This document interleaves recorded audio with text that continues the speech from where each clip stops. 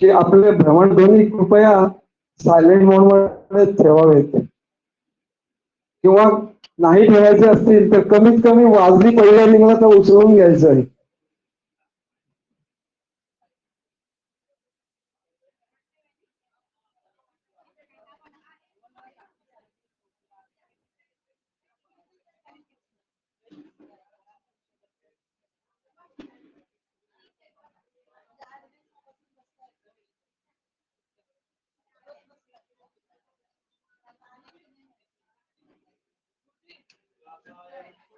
अजून सूचना द्या. सर्वांनी पुढे येऊन बसा, म्हणजे मागे येणारे मागे बसून जाते.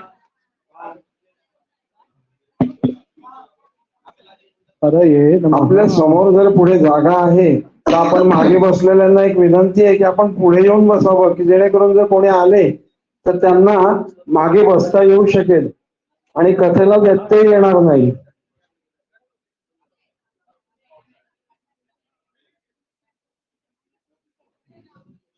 जय श्री कृष्ण.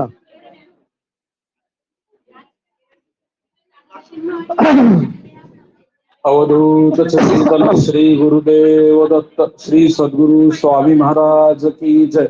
श्री सद्गुरु काका महाराज की जय. आपण सर्व साधक, टागोरवासी, जळगाववासी सध्या पूजनीय वेदमूर्ती श्री संकेत दीक्षित महाराज यांच्याकडून भागवत कथा ज्ञान यज्ञाचं सेवन करतो आहोत. परमपूजनीय श्री नारायण काका ढेकणे महाराज यांच्या जन्मशताब्दी निमित्त हा कार्यक्रम आयोजित केलेला होता. आज 6वा दिवस आहे. उद्या या भागवत सप्ताहाची समाप्ती होईल. उद्या दुपारी 12:30 नंतर सर्व साधक, टागोरनगरवासीय, जळगाववासीय सगळ्यांना महाप्रसादाचं आमंत्रण आहे. उद्या दुपारी 12:30 वाजता. आज 56 भोगचं नैवेद्य दाखवलं जाणार आहे. तो इथे भागवत ज्यांनी आयोजित केलं त्यांच्याकडून दाखवलं जाणारच आहे, पण कोणी जर काही आणलेलं असेल तर ते इथे आणून समोर ठेवू शकता. फक्त जेव्हा त्याचं पुन्हा एकदा आवाहन केलं जाईल तेव्हा. आता सगळ्यांनी फक्त कथा श्रवणाकडे लक्ष द्यायचं. महाराजांना विनंती करतो की त्यांनी आपल्या कथेला सुरुवात करावी. स्वस्ति श्रीमन्महागणाधिपतये नमः.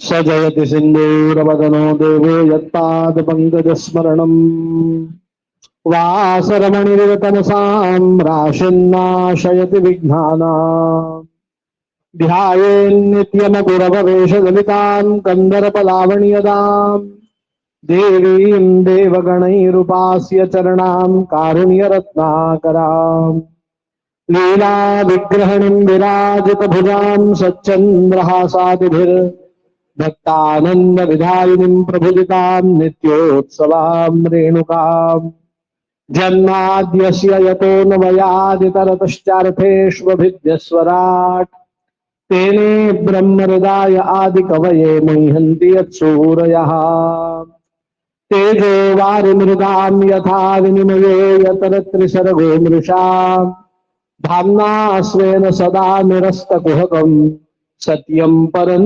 धीमहि. थोडा आवाज वाढव. धर्मः प्रोज्झितकैर्परमो निर्मत्सराणां सतां वेद्यं वास्तवमत्र वस्तु शिवदं तापत्रयोन्मूलनम्. श्रीमद्भागवते महामुनिकृते किं वा परैरीश्वरः सद्योरुद्धवरुध्यते त्रिकृतिभिः शुश्रूषुभुस्तत्क्षणात्. निगमकल्पतरोर्गलितं फलं शुकमुखादमृतद्रवसंयुतं पिबत भागवतं रसमालयं मुहुरहो रसिका भुवि भावुकाः. यं प्रव्रजन्तमनुपेतमपेतकृत्यं द्वैपायनो विरहकातर आजुहाव. कुकरेऽपि तन्मयतयातरवोऽभिनेदुः तं सर्वभूतहृदयं मुनिमानतोऽस्मि. यस्वानुभावमखिलं श्रुतिसारमेकम् अध्यात्मदीपमतितितिर्षतां तमोन्धम् संसारिणां करुणयाः पुराणदेहं तं व्याससूनुमुपयामि गुरुं मुनीनां। गोपाल कृष्ण भगवान की, सच्चिदानंद भगवान की जय। राजाधिराज प्रभु त्र्यंबकेश्वर भगवान की जय। गंगा गोदावरी माता की जय। सद्गुरु निवृत्तिनाथ महाराज की जय। ओम नमः पार्वती पते हर हर महादेव। हरे राम राम राम हरे हरे, हरे कृष्णा कृष्ण कृष्णा हरे हरे।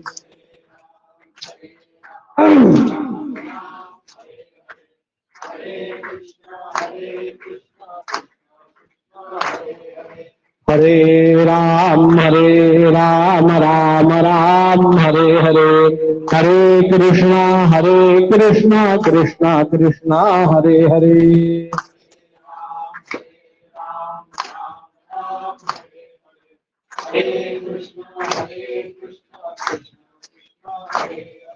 हरे राम राम राम हरे हरे, हरे कृष्णा कृष्णा कृष्णा हरे हरे।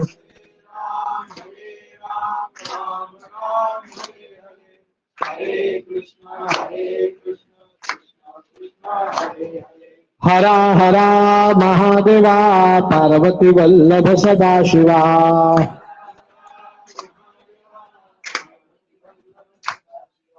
हरा हरा महादेवा पार्वती वल्लभ सदाशिवा।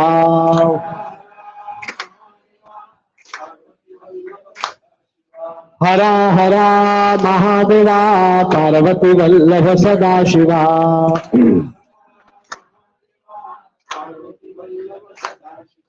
दिगंबरा दिगंबरा श्रीपाद वल्लभ दिगंबरा।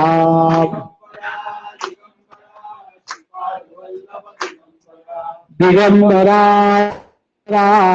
पाद वल्लभ दिगंबरा।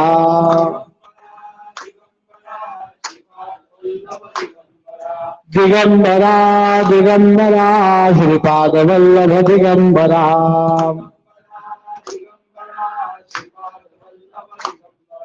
गोपाला गोपाला देवकी नंदन गोपाला।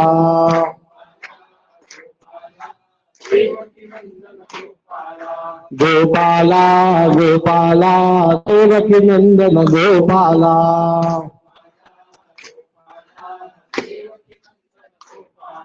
गोपाला गोपाला देवकी नंदन गोपाला।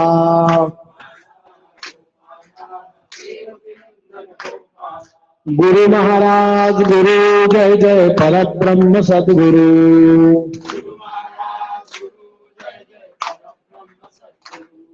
गुरु महाराज गुरु जय जय परब्रह्म सद्गुरु। गुरु महाराज गुरु जय जय परब्रह्म सद्गुरु।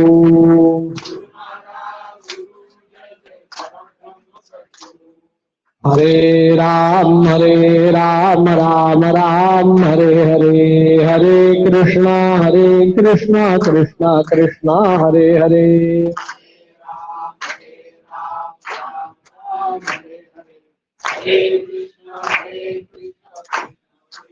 गोपाल कृष्ण भगवान की। इंदुवरेन्द्र मणिसुंदर मंदिरेशम मन्दीकृतेन्द्र दिव्यवृन्दमनन्त वीर्यम् मन्दस्मित प्रसरनन्दित लोकवृन्दम् वन्दे इन्द्रकुलनन्दन रामचन्द्रम्। आपदामपहर्तारम् दातारम् सर्वसम्पदाम् लोकाभिरामम् श्रीरामम् भूये भूये नमाम्यहम्। दक्षिणे लक्ष्मणो यस्य वामे तु जनकात्मजा पूरतो मारुतिर्यस्य तं वन्दे रघुनन्दनम्। अनेन प्रियतां देव भगवत जानकीपति श्रीरामचंद्र अस्माकं कुलदैवतम राजाधिराज प्रभु रामचंद्र भगवान की मनोबलं मारुततुल्य वेगम जितेन्द्रियं बुद्धिमतां वरिष्ठं वातात्मजं वानरयूथमुख्यं श्रीरामदूतम् अतुलितबलधामं हेमशैलाभदेहं दलितबलकृशाणुं ज्ञानिनां नगरगण्यं सकलगुणनिधानं वानराणाम् अधीशं रघुपतिप्रियभक्तं वातजातं नमामि। श्रूयतां देवदेवेश नारायण जगत्पते त्वदीये नावधानेन कथयिष्ये शुभा कथा। सगळ्यांनी म्हणायचंय ओम हरये नमः। ओम हरये नमः। ओम हरये नमः। आजचा कथा प्रसंग श्री शुक उवाच बिभ्रतवेणुं जठरपटये शृंगवेत्रे च कक्षे वामे पाणौ मसृणकवलं तत्फलान्यङ्गुलीषु तिष्ठन्मध्ये स्वपरिसुरदो भासयन्नर्मभिस्वै स्वर्गे लोके मिशति बुभुजे यज्ञभुक्तालकेदी। काल यमुनेच्या तीरावरती भगवंतांनी सगळ्या गोपाळांसमवेत गोपाळ काला केला, त्याची कथा आपण काल श्रवण केली।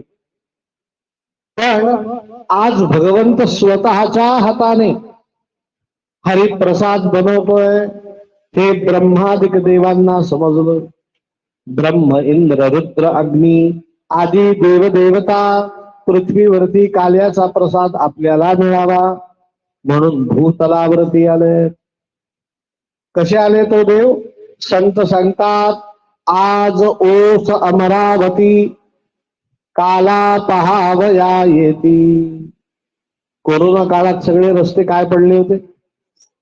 आज स्वर्ग काय पडला? इंद्राची अमरावती ओस पडली। कुठे आले देवदेवता? म्हणे पृथ्वीवरती आले। कशासाठी? कालाचा प्रसाद भक्षण करण्यासाठी।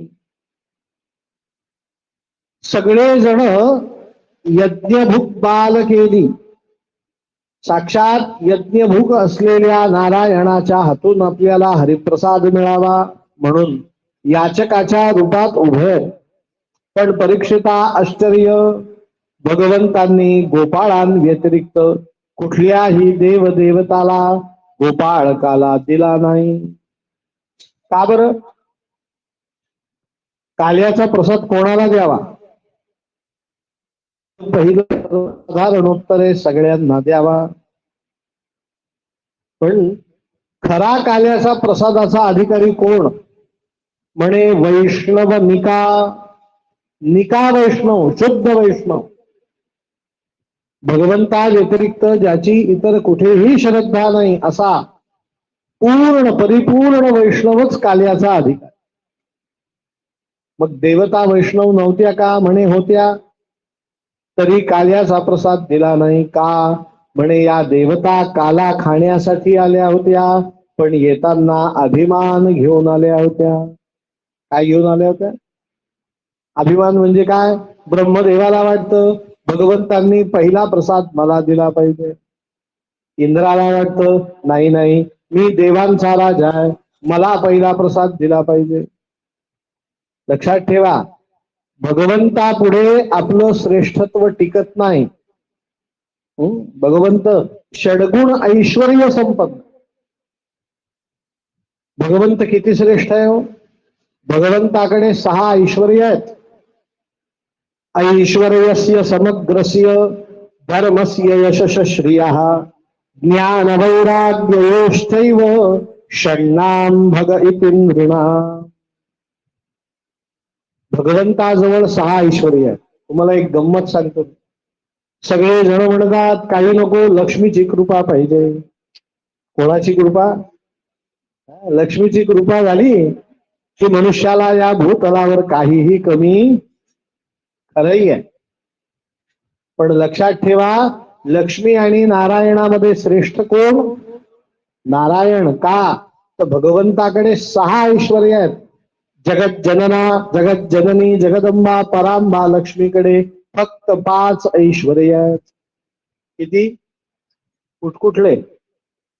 श्री सुक्तात सांगितले, मनसहा कामम, वाचहा सत्यम, पशूनाम रूपम, अन्नस्य श्रीही, श्रयताम यशः. लक्ष्मीकडे किती? नारायणाकडे किती? श्रेष्ठ कोण? भगवंतापुढे आपलं श्रेष्ठत्व काय टिकणार आहे?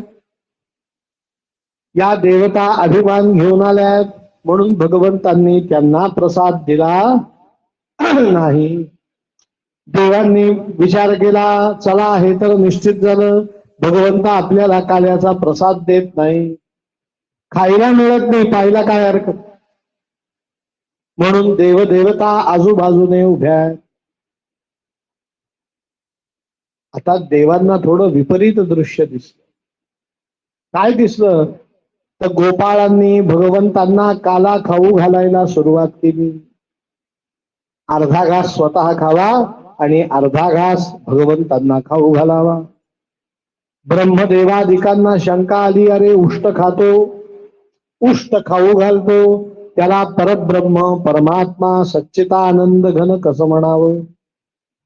हा स्वतः उष्ट खातो, उष्ट खाऊ घालतो. ब्रह्मदेवाने थोडस ज्ञानाने बघितलं, म्हणे दिसतो तर भगवंत आहे, पण कृती तर भगवंतासारखी वाटत. तपासलं पाहिजे, हा खरंच भगवंत आहे का, काही गडबड आहे का? ब्रह्मदेवांनी काला खाण्यात व्यग्र असलेल्या गोपाळांना बघितलं आणि भगवंतांचे चरणारे वासर सत्यलोकामध्ये नेऊन ठेवले. मी परत सांगतो, सत्यलोक कुठे? अप्पर. भूलोक, भुवालोक, महालोक, जनहालोक, तपाहालोक आणि मग सत्यलोक. सगळे वासर सत्यलोकात नेऊन ठेवलेत. भगवंतांची फजिती होईल आणि हा परब्रह्म नारायण नाही हे सिद्ध होईल. ती फजिती पाहण्यासाठी वासरांना सत्यलोकात ठेवून ब्रह्मदेव परत यमुनेच्या तीरावर आला. आता गोपाळकाला खाता खाता भगवंतांच्या लक्षात आलं, अरे वासर दिसत नाही. पण भगवंतांनी विचार केला, मी काल गोपाळांना शब्द दिलाय, आज देतो पोट भरी. पोटभर काला देतो, अजून त्यांचं पोट भरलेलं. म्हणून भगवंत एकटे वासर शोधण्यासाठी निघाले. ब्रह्मदेवाला ती संधी वाटली. ब्रह्मदेवांनी काल्या सकट काला खाणाऱ्या गोपाळांना पळवलं, सत्यलोकामध्ये नेऊन ठेवलं. परीक्षिता, यमुनेच्या तीरावर मोठी विपरीत परिस्थिती. वासरही नाहीत, गोपाळही नाहीत. शिल्लक कोण राहिला? एको नारायण. कोण शिल्लक राहिला? एकटा नारायण. वासर सापडत नाहीत गोपाळांना सांगावं म्हणून भगवंत आले, तर गोपाळही दिसेना. अरे वासर गेली कुठेत? गोपाळ गेली कुठेत? भगवंतांनी क्षणार्धात अंतर्ज्ञानाने जाणलं, हो हो, माझा पुत्र ब्रह्मदेव माझ्यावर संशय घेतोय. होय, हरकत नाही. पुत्राने पित्यावरती कितीही संशय घेतला तरी पिता हा पिता असतो. भगवंत क्षणभरही विचलित झाले नाही. भगवंतांनी युक्ती केली. काय केली? नीट ऐका. सर्व गोपाळांचं रूप घेतलं, सर्व वासरांचं रूप घेतलं. सर्व स्वरूपो हरिही. भगवंतांच्या आवडीचा छंद आहे. हा श्लोक भागवतात या प्रसंगातला नाही, पण म्हणायला हरकत नाही. भगवंतांचा स्वभाव आहे. बिभ्रत वेणुम, फार सुंदर श्लोक आहे, ऐकण्यासारखा आहे. बरहा पीडम नटवर वपुः कर्णयो कर्णिकारम बिभ्रत वासहा कनक कपिशम वैजयंतींच माला रंध्रान वेणोरधर सुधया पूरयन् गोपवृन्दैः वृन्दारण्यम् ज्याच्यासाठी श्लोक म्हटला तो शब्द स्वपद रमणम प्राविशत कीर्ती. भगवंतांच्या आवडीचा छंद आहे स्वपद रमणम. भगवंत स्वतःशी खेळतात. दर्शनशास्त्र आहे आपल्या हिंदू धर्मामध्ये, त्यात न्यायशास्त्र सांगतो या जगतात जे जे काही घडतं, जे जे काही दिसतं, तो सगळा भगवंतांचा खेळ आहे. हे भागवत चालू आहे, हे काय आहे? भगवंतांनी मला व्यासपीठावर बसवलं, म्हणे भागवत सांगणार मी कोण?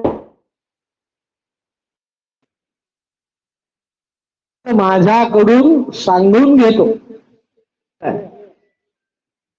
ज्याप्रमाणे लहान मुलं एकमेकाला राजा बनवतात, एकाला चोर बनवतात, एकाला पोलीस बनवतात. तो राजा राजासारखं 2 मिनिटं वागतो, पोलीस पोलिसासारखं वागतो, चोर चोरासारखा वागतो, परत 5 मिनिटांनी ते कोण होतात? मित्र होतात. तद्वत भगवंत 3 तास मला भागवत सांगायला बसवतो, तुम्हाला ऐकायला बसवतो. हा सगळा भगवंतांचा काय आहे? खेळ आहे. स्वपदरमणम. भगवंत स्वतः बरोबर संध्याकाळपर्यंत खेळले. संध्याकाळ झाली आणि भगवंत गोकुळामध्ये प्रविष्ट झाले. परीक्षिता, आज गोकुळाचं भाग्य उजाळलं. कसं? उत्तर तुम्ही द्या. प्रत्येक गायीजवळ वासरू म्हणून कोण उभा आहे? गोपाल कृष्ण भगवान की. प्रत्येक गोपीजवळ पुत्र म्हणून कोण आहे? गोपाल कृष्ण भगवान की. परिणाम दुसऱ्या दिवशी दिसला. आज गोकुळातल्या गायी रोजच्या पेक्षा जास्त दूध आणि त्याही गंधासारखं घट्ट देऊ लागले. परीक्षिता, यद्यपि गोपाळ आईच्या अंगावर स्तन्य प्राशन करत नाहीत, त्यांचं वय सांगितलं या प्रसंगात 5 वर्षाचे गोपाळ आहेत, आईच्या अंगावर स्तन्य प्राशन करत नाहीत. पण आज कृष्ण रूपी बालक शेजारी झोपलंय म्हणून गोपींना प्रेमपाना फुटला. परत भगवंत उठलेत, वासरांच्या रूपात यमुनेवर गेलेत, गोपाळांच्या रूपात यमुनेवर गेलेत, कृष्ण रूपाने यमुनेच्या तीरावर गेलेत, स्वतःशीच खेळलेत. परत संध्याकाळी घरी आले. ब्रह्मदेव झाडाखाली येऊन उभा राहतो. भगवंतांची आज फजिती झाली. दुसऱ्या दिवशी आला, फजिती झाली नाही. तिसऱ्या दिवशी आला, फजिती झाली नाही. 1 संवत्सर झालं. काय झालं? शब्द लक्षात ठेवा, 1 वर्ष. भगवंतांची तीळ मात्र ही फजिती झालेली नाही. आज संवत्सर संपलं. भगवंत गोकुळात प्रविष्ट झाले आणि दुसऱ्या दिवशी सकाळी यमुनेवरती आले. म्हणजे वर्ष आता काल संपलंय. आज दुसरं वर्ष काय झालं? आज भगवंत, नीट ऐका, गोपाळांच्या रूपात यमुनेवरती आले, वासरांच्या रूपात यमुनेवर आले, कृष्ण रूपाने यमुनेवरती आले. पण भगवंतांनी आज 4थं रूप घेतलं. कोणाचं? ब्रह्मदेवाचं रूप घेतलं. कोणाचं रूप घेतलं? आणि ब्रह्मदेव झाडाखाली उभा आहे बघितलं आणि 4थ्या रूपाने सत्यलोकामध्ये भगवंत गेले. त्याचा परिणाम सत्यलोकामध्ये परीक्षिता सगळे तपोनिष्ठ ऋषी राहतात. आपण नावं घेतो ना, कश्यप ऋषी, अत्री ऋषी, वसिष्ठ ऋषी, च्यवन ऋषी. हे राहतात कुठे? यांना जन्म नाही, यांना मृत्यू नाही. हे तपश्चर्येच्या जोरावरती तप करण्यासाठी तपोलोकात आजही राहतात. तपोनिष्ठ लोकांची ती काय आहे? भूमी आहे. त्या कश्यप, अत्री, वसिष्ठ आदी ऋषींना ब्रह्मदेवाच्या रूपातला कृष्ण दिसला. ते आज आश्चर्यचकित झाले. म्हणे ब्रह्मदेव इतका सुंदर आहे हे आज पहिल्यांदा समजलं. गोपाल कृष्ण भगवान. थोड्या वेळाने खरा ब्रह्मदेव सत्य लोकात आला. येता क्षणी तपोनिष्ठ असलेल्या ऋषींनी तो खोटा ब्रह्मदेव आहे असं समजून त्याला कारागृहात डांबलं. कोणाला? खऱ्या ब्रह्मदेवा. पण परीक्षिता, ब्रह्मदेव वेदांचा अधिकारी, नारायणानंतरची दुसरी सत्ता, सेकंड अथॉरिटी आहे ब्रह्मदेव. तो काही सामान्य देव आहे का? त्याने क्षणार्धात ते बंधन झुगारून दिलं आणि ब्रह्मदेवाच्या स्वरूपातल्या नारायणाच्या चरणाजवळ आला आणि खऱ्या ब्रह्मदेवाने श्रीकृष्ण रूपातल्या ब्रह्मदेवाच्या चरणावरती डोकं ठेवलं आणि ब्रह्मदेव नारायणाच्या चरणावरती डोकं ठेवून भगवंतांची 40 श्लोकांमध्ये स्तुती करू लागले. ब्रह्मोवाच, ब्रह्मदेव म्हणतात, नवमेद्यते भ्रवपुषे तडिदंबराय गुंजावतंस परिपिच्छद सन्मुखाय वन्यस्त्रजे कवलवेत्र विषाण वेणू लक्ष्मश्रिये मृदुपदे पशुपांगजाय अस्यापि देव वपुषो मदनुग्रहस्य स्वेच्छामयस्य न तु भूतमयस्य कोऽपि नेशे वसित्व मनसुं मनसान्तरेण साक्षात्मवैव किमुपात्म सुखानुभूते.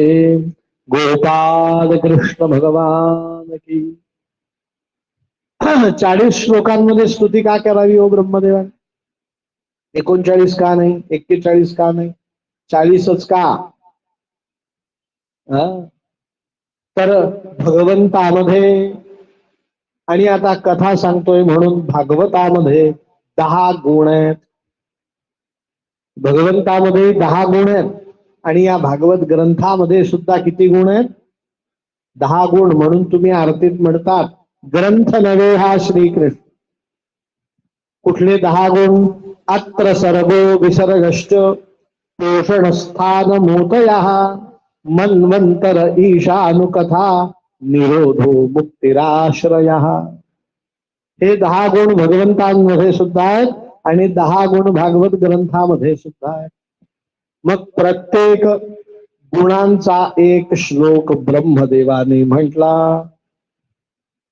प्रत्येक गुणासाठी किती श्लोक म्हटला सांगा? संख्या सांगितलं ना मी. किती म्हटला श्लोक? एक. एका गुणासाठी. आणि श्लोकांची संख्या तर 40 आहे. मग किती श्लोक व्हायला पाहिजे?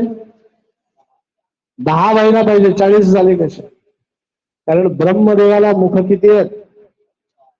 ऐके नाही, प्रत्येक मुखातनं एक एक गुणांचं तो 4 वेळा वर्णन कर. ब्रह्मदेवाकडे 4 प्रकारच्या वाणी आहेत. परा, पश्यंती, मध्यमा, वैखरी. काय सांगतो ब्रह्मदेव ऐका भगवंताबद्दल. म्हणे नवमेद्यते, हे ईड्य. ईड्य म्हणजे यज्ञ नारायण. हे यज्ञ नारायणा, त्वाम अहम नवमी, मी तुला नमस्कार करतो. ब्रह्मदेवाने कृष्णाने तुला नमस्कार करतो म्हटला नाही, तो यज्ञ नारायण म्हणतो. काय म्हणतो? हे यज्ञ नारायणा नवमीड्य, हे ईड्य यज्ञ नारायणा, मी तुला नमस्कार करतो. त्याला तो यज्ञ नारायण का दिसला? कारण हा जो सर्व प्रसंग मी सांगतोय हा काल्याचा प्रसंग. आणि काला म्हणजे भोजन. आणि भोजन म्हणजे काय? उदर भरण नोहे जाणीजे. हे यज्ञ कर्म आहे, तो यज्ञ नारायण आहे. गोपाळ काला सुद्धा कोणी केला? भागवतात स्वच्छ लिहिलेलं आहे, यज्ञ भोगदाल की. यज्ञ नारायणाने. जो यज्ञामध्ये आहुती स्वीकारतो तो यज्ञ नारायण गोपाळ काला करतो. तो यज्ञ नारायण आहे म्हणून त्याला ईड्य शब्दाने ब्रह्मदेवाने नमस्कार केला. नवमीड्यते भ्रवपुषे. पण ब्रह्मदेवाने कृष्णाला या स्तुतीत सांगितलं, कृष्णा आज मी तुला ओळखलं, तुझं स्वरूप मला आज समजलं. असं म्हणून ब्रह्मदेवाने गोपाळ कृष्णाची लांबी, रुंदी, उंची, खोली, जाडी सगळं सांगून टाकलं. गोपाळ कृष्ण किती उंच आहे, किती लांब आहे, किती रुंद आहे. लग्नामध्ये मुलाची मुलीची उंची सांगावी लागते की नाही? 5'4", 5'8". कृष्णाची लांबी, रुंदी, उंची कोणी सांगू शकेल का?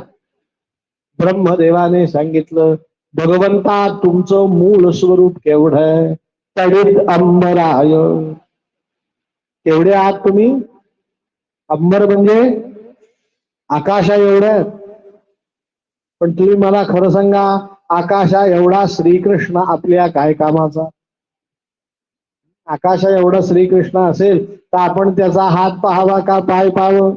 कारण एवढा आकाशा एवढा श्रीकृष्ण एका दृष्टिक्षेपात पाहणं शक्य नाही. म्हणून तो भगवंत शब्द नीट ऐका, भक्तांना सुलभ व्हावं म्हणून झाला केवढा, गुंजावतंस परिपिच्छद सन्मुखाय. तो आहे आकाशा एवढा, पण भक्तांसाठी केवढा झाला? पूर्वीच्या काळी गुंजेचं माप होतं ना, तो गुंजे एवढा झाला. आपल्या देवघरात श्रीकृष्ण केवढा येऊन राहिला हो?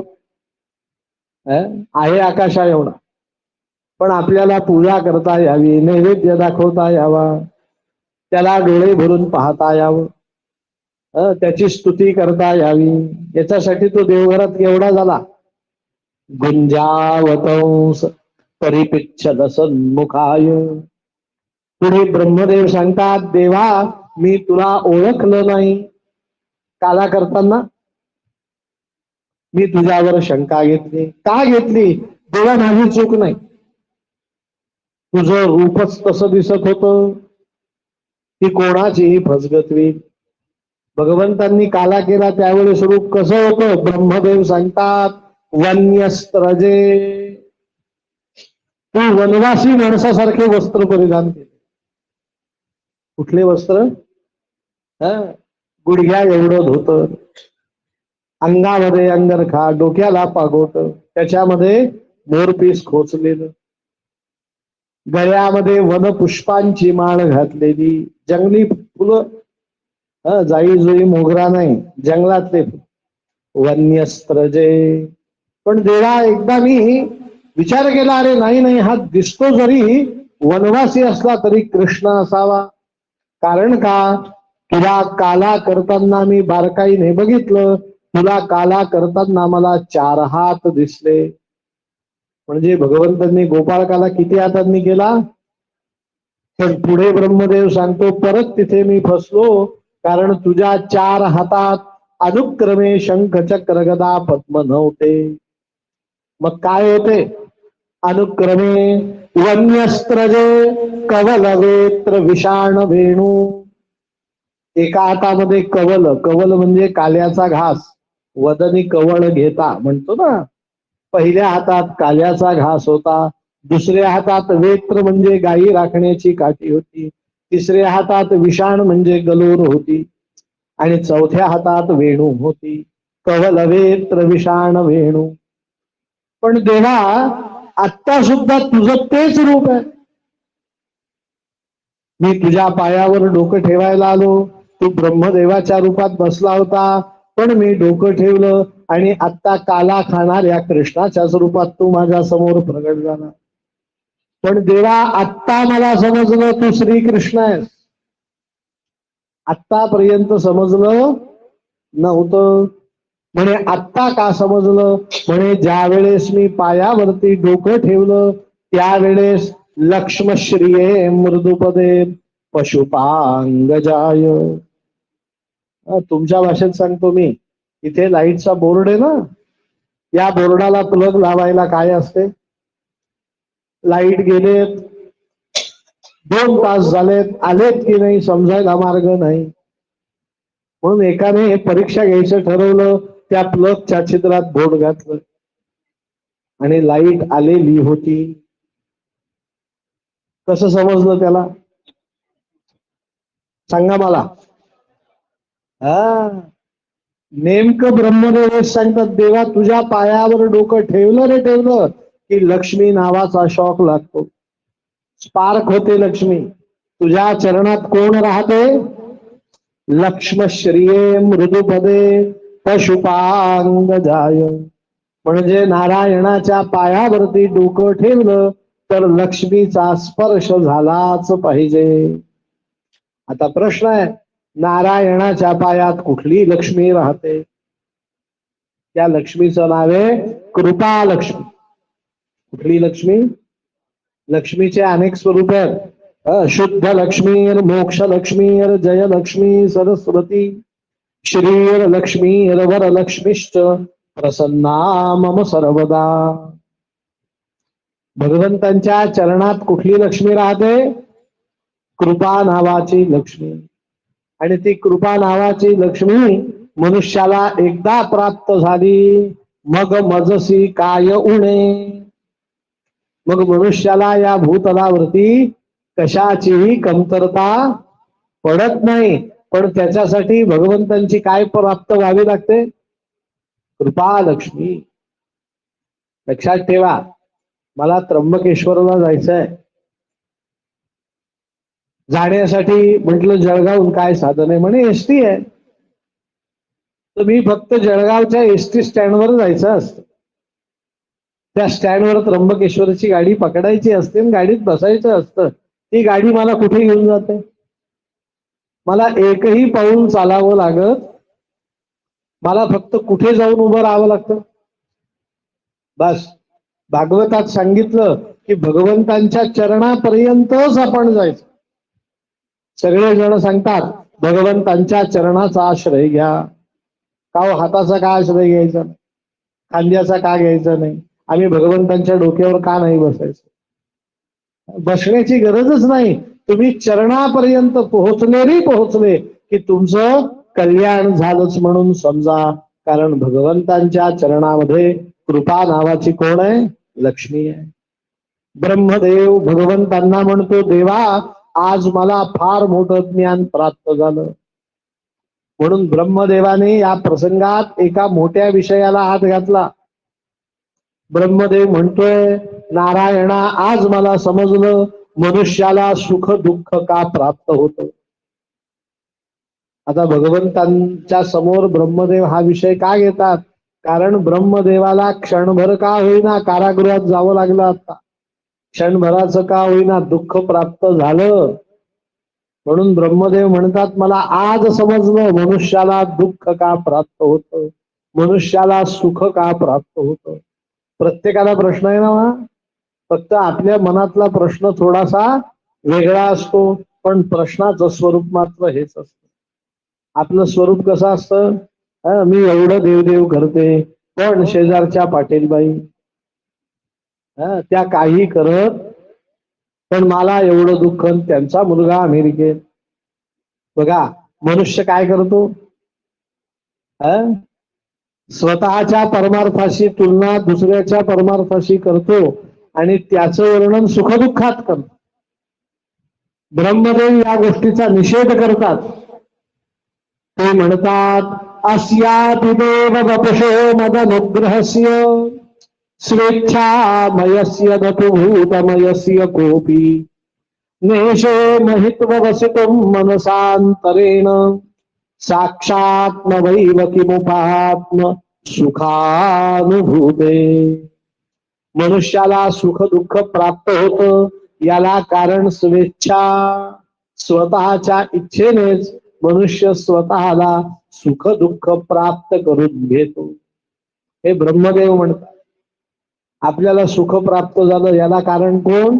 आपण, आपली इच्छा. आपल्याला दुःख प्राप्त झालं याला कारण कोण? म्हणे मी स्वतः, माझी इच्छा, म्हणून मला काय झालं? दुःख प्राप्त झालं. कसं? सुख मिळावं प्रत्येकाला वाटतं, दुःख मिळावं वाटतं का हो? पण ब्रह्मदेव सांगतात, मनुष्य कर्म करत असताना स्वतःच्या इच्छेने दुःख पेरून ठेवतो. आज कर्म करून जातो मी सुख दुःखाचा विचार न करता, आणि ते दुःख रूप कर्म एकदा परिपक्व झालं की दुःख रूपाने परत माझ्याकडे येतं. काल मी 1 किलो आईस्क्रीम खाल्लं, कल्पना करा. तर आज मला काय होणार आहे? आज मी पावसात भरपूर भिजलो तर उद्या मला काय होणार आहे? सर्दी, ताप, खोकला, पडस होणार की नाही? आज कर्म केलं त्याचं फळ मला कधी मिळालं? उद्या मिळालं. व्यवहारशास्त्रात काल एस्टरडे या शब्दाला फार किंमत नाही व्यवहारशास्त्रात. रात गई बात गई, ठीक आहे नाही. पण अध्यात्मशास्त्र आणि वैद्यकीय शास्त्र मेडिकल सायन्स दोघांना काल या शब्दाचं फार महत्व आहे. तुम्ही डॉक्टरांकडे कधी जा आणि त्यांना सांगा डॉक्टर साहेब पोट दुखतंय, डॉक्टर आधी विचारतात काल काय खाल्लं होतं. ते कधीच विचारत नाही आज काय खाल्लं. वैद्यकीय शास्त्रात काल या शब्दाला फार महत्व आहे. तसं अध्यात्मशास्त्रातही आज मनुष्य कर्म करतो, ते कर्म आज परिपक्व होतं आणि उद्या त्याचं मला काय मिळतं, फळ मिळतं. ब्रह्मदेव सांगतात नारायणा मी तुझ्यावरती संशय घेतला, त्या संशयाचा परिणाम मला क्षणभर का होईना काय लाभला, कारागृहाचा वास. पण देवा मी तुला अनन्य भावाने शरण आलो, मी तुला तुझे वासर गोप परत देतो. पण तुझ्यासारख्या पूर्ण परब्रह्म सच्चितानंद घन नारायणाचे पाय माझ्या सत्य लोकात लागले. तू आज माझी फजिती करण्याच्या योगाने का होईना माझ्या आसनावर बस. या आसनावरती तू बसला, माझं आसन काय झालं, पावन झालं, पवित्र झालं. असाच आसनावर बैस, मला तुझी पूजा करू दे. म्हणून ब्रह्मदेवाने त्या सगळ्या तपोनिष्ठ ऋषींना बोलवलं. त्या गोपाळ कृष्णाची पूजा सत्य लोकात सुरू झाली.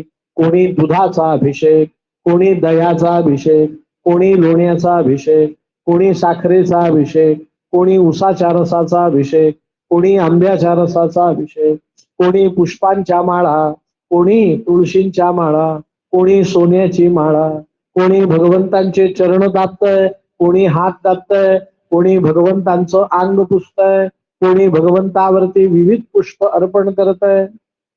लाडू पेढे श्रीखंड गुलाबजाम यांचा भगवंतांना काय नैवेद्य दाखवला जातोय. सगळे जण भगवंताला नारायण त्वामहं शरणं गतः असं म्हणताय. सगळे गोपाळ आजूबाजूला उभे.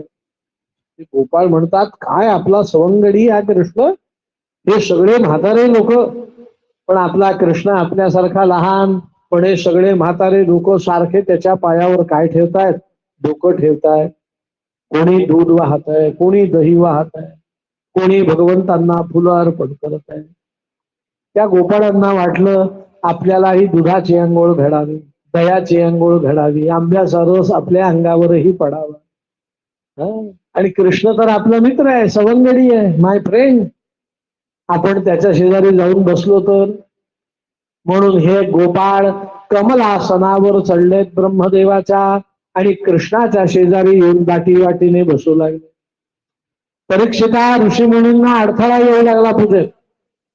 हे ऋषीमुनी तपश्चर्या करायचे, जप करायचे, तर जप करताना हाताला काय येते, रग येते. म्हणून काय ठेवतात हाताखाली, मोठ्याने सांगा.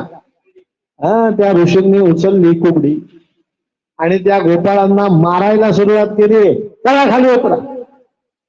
सगळे गोपाळ अपमानित होऊन खाली उतरले. भगवंतांना काही कल्पना नाही. थोड्या वेळाने भगवंतांची पूजा झाली. भगवंतांना सन्मानाने ब्रह्मदेवाने निरोप दिला. सगळ्या गायी वासर गोपाळ परत केलेत आणि भगवंत गायी वासर गोपाळांसमवेत सत्य लोकातनं यमुनेच्या तीरावर आले. यमुनेच्या तीरावर येता क्षणी गोपाळांनी कृष्णाला धरलं, बदडायला सुरुवात केली.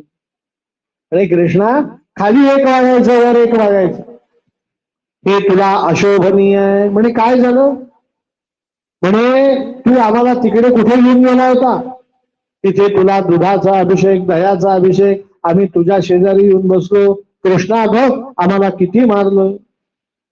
एकाने पाठीवरचे काय दाखवले, वळ दाखवले, एकाने हातावरचे वळ दाखवले. कृष्णा तुझं वागणं खाली एक वर एक, उद्यापासून आम्ही तुझ्या बरोबर गोचारण करायला येणार नाही. भगवंतांनी सांगितलं अरे मला माहितीच नाही तुम्ही माझ्या शेजारी येऊन कधी बसलात ते, मी तर ध्यानस्थ बसलेलो होतो. पण कृष्णा काही ध्यान देत नाही. तुला जर आमची मैत्री पाहिजे असेल तर परत आम्हाला तिथे घेऊन जा. आम्हाला दूध दही लोण्याचा अभिषेक कर. श्रीखंड गुलाबजाम पेढे यांचा नैवेद्य आम्हाला दाखव. आणि त्या म्हाताऱ्या लोकांना आमच्याही पायावर डोकं ठेवायला लाव. तर आम्ही उद्यापासून. भगवंतांनी सांगितलं एवढंच ना, चला आपण परत जाऊ. गोपाळांनी डोळे मिटा. गोपाळांनी डोळे मिटले. 5 पावलं पुढे चला. 5 पावलं पुढे चालले. सगळ्यांना सांगितलं पुढे सरोवर आहे, त्या सरोवरात उडी मारा. उडी मारताना म्हणा गोपाळ कृष्ण भगवान की. सगळ्या गोपाळांनी सांगितलं कृष्णा आम्ही तुझ्या बरोबर रोज यमुनेच्या या तीरावर खेळतो. आम्हाला माहितीये 5 पावलांवर सरोवर वगैरे काही नाही. कृष्णाने सांगितलं डोळे मिटलेत ना, मग माझ्यावर विश्वास ठेवा. मी सांगतो काय आहे. सरोवर आहे. सगळ्या गोपाळांनी सांगितलं कृष्णा तुझ्यावर विश्वास आहे, जे व्हायचं असेल ते होऊ दे. म्हणून त्यांनी उडी मारली. गोपाळ कृष्ण भगवान. 2 मिनिटं डुबडुब डुबडुब पाण्याचा आवाज झाला. 5 मिनिटं झाले. भगवंतांनी सांगितलं डोळे उघडा. सगळ्या गोपाळांनी डोळे उघडले. परत सगळे जण सत्य म्हणे देवा आज परत. भगवंतांनी सांगितलं माझ्या या गोपाळांची माझ्याप्रमाणे सेवा करा. त्यांना दूध दही लोण्याचा अभिषेक करा. आंब्याचा रसाचा अभिषेक करा. उसाच्या रसाचा अभिषेक करा. त्यांना वस्त्र प्रावरण अर्पण करा. गंधनादी उट्या लावा. नैवेद्य दाखवा. आरती करा. ब्रह्मदेवाने सांगितलं कृष्णा जशी तुझी आज्ञा. सगळ्या गोपाळांची पूजा केली. त्यांना दुधाने दह्याने लोण्याने अभिषेक केला. नैवेद्य दाखवला. नवीन वस्त्र दिले. पुष्पमाळा तुळशी माळा घातल्या. सगळ्यांनी त्या गोपाळांना नमस्कार केला. सगळे गोपाळ संतुष्ट झाले. कृष्णा आता आपल्या यमुनेवरच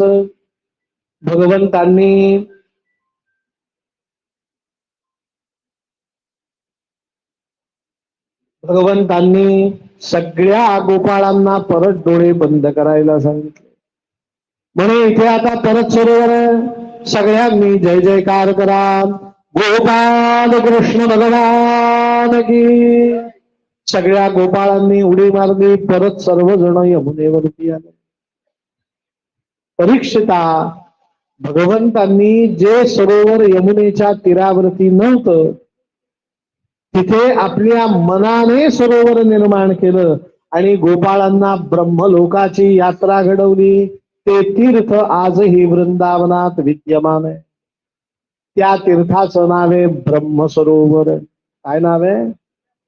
या लीलेच्या प्रसंगी भगवंतांनी आपल्या मनातनं जे सरोवर निर्माण केले, ज्या सरोवरातनं गोपाळांना ब्रह्मलोकात नेलं, ते सरोवर आजही वृंदावनात आहे. कधी गेले तर अवश्य त्या सरोवराचं काय घ्या, दर्शन घ्या.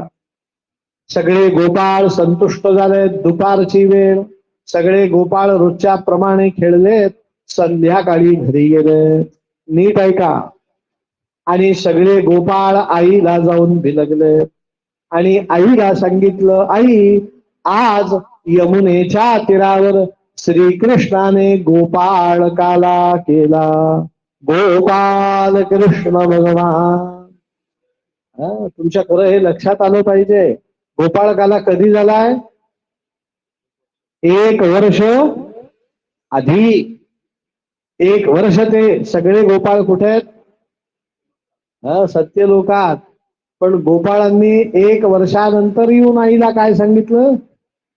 आज श्रीकृष्णांनी काय केलं. पृथ्वीवरचा वेळ आणि ब्रह्मलोकातला वेळ. आपल्या पृथ्वीवरती हजारो वर्ष होऊन जातात.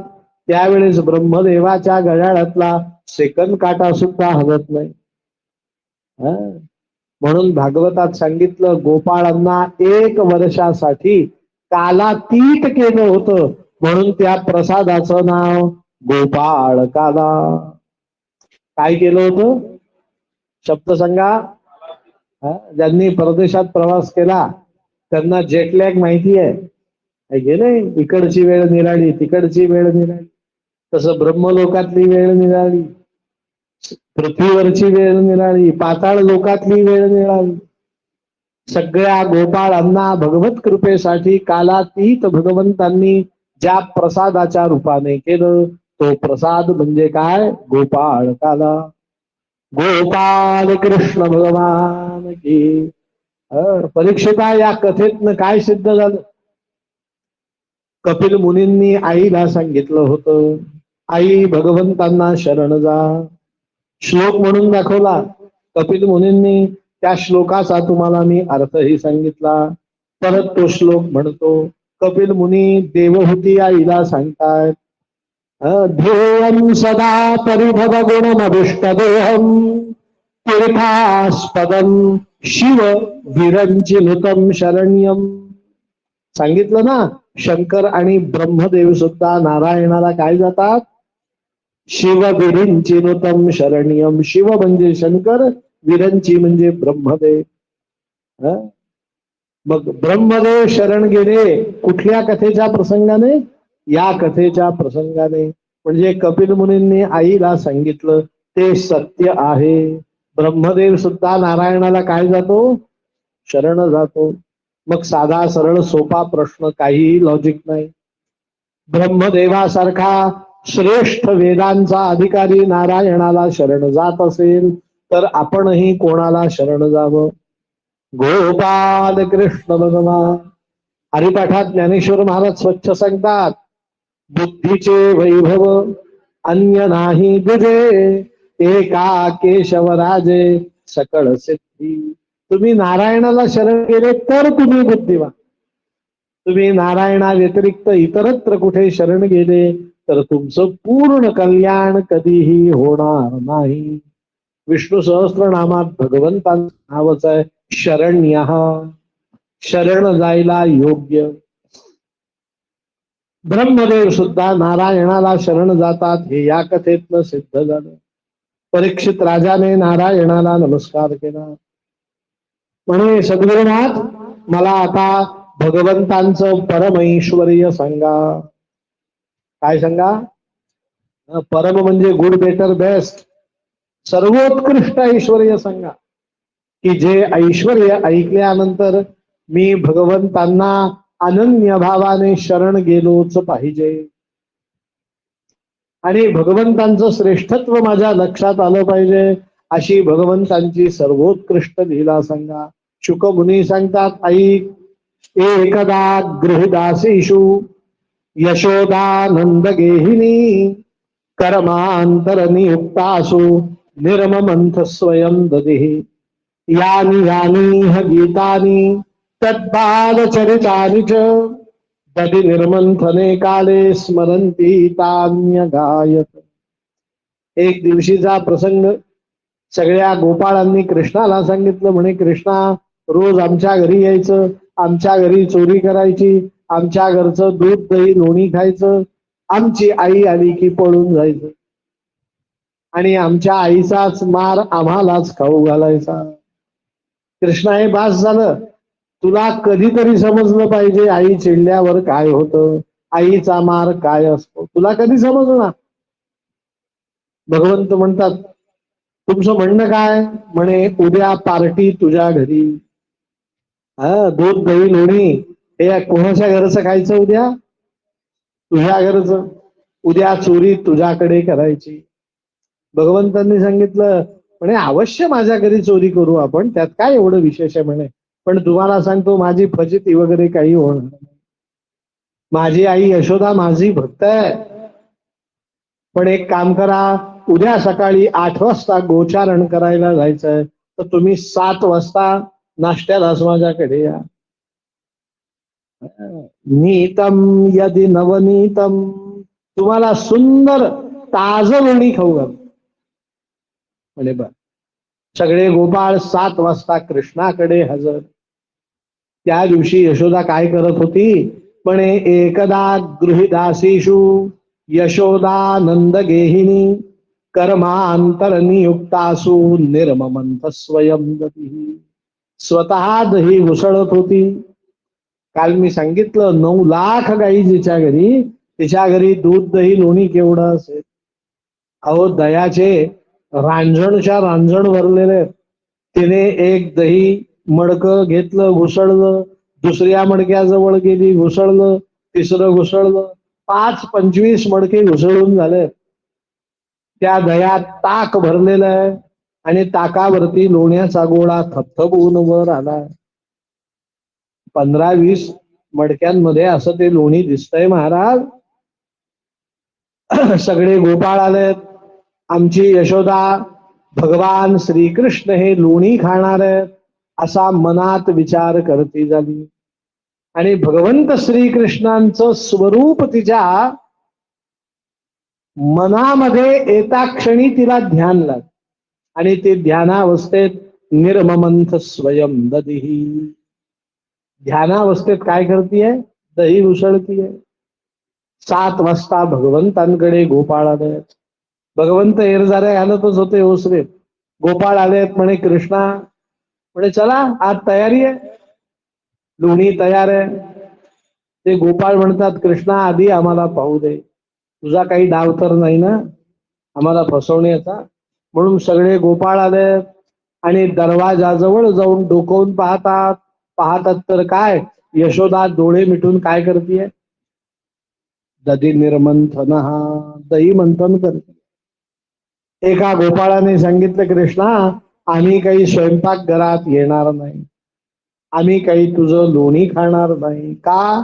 पुढे तुझ्या आईच्या हातात रवी पाहिली का केवढी आहे? तिने डोळे उघडले, रवी जर मारून फेकली तर इथेच गोपाल कृष्ण भगवान की. तुला खाऊ घालायचंय, तू चोरी कर, आम्ही ओसरीत थांबतो. भगवंतांनी सांगितलं, अरे वेड्यांनो, पाहिलं का माझी आई माझं ध्यान करत, आणि माझी जोपर्यंत इच्छा होत नाही तोपर्यंत तिचं ध्यान मोडणार नाही, काळजी करू नका. पण एक कृष्णा, तुझ्यावरती आम्हाला जेवढा विश्वास आहे तेवढाच विश्वास त्या रवीवर सुद्धा आहे म्हणे. आम्ही काही आत येणार नाही. भगवंत म्हणतात, मग काय करावं? म्हणे तू आत जा आणि आम्हाला लोणी घेऊन ये. भगवंत म्हणतात, हरकत नाही, आपल्यालाही गोचारण करायला काय होतोय, उशीर होतोय. म्हणून भगवंत गेले आणि एका डेऱ्यावरचं सगळं लोणी हातात उचललं. त्याच्यातनं ताकाचे थेंब पडतायत, असं ताजं लोणी उचललं आणि उंजडीमध्ये घेऊन आले. बाय गोपाळांनो, तुम्हाला लोणी खायचं ना माझ्याकडचं, हे घ्या लोणी. आता ते कृष्ण सखा आहेत, ते सरळ कसे लोणी खातील? म्हणे, कृष्णा एवढं लोणी आणलं तू मोठं?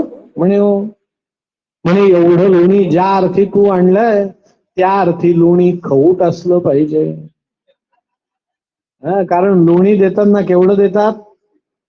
थोडं. तू एवढा गोळा आणला त्या अर्थी हे लोणी शिळं असलं पाहिजे, खवूट असलं पाहिजे.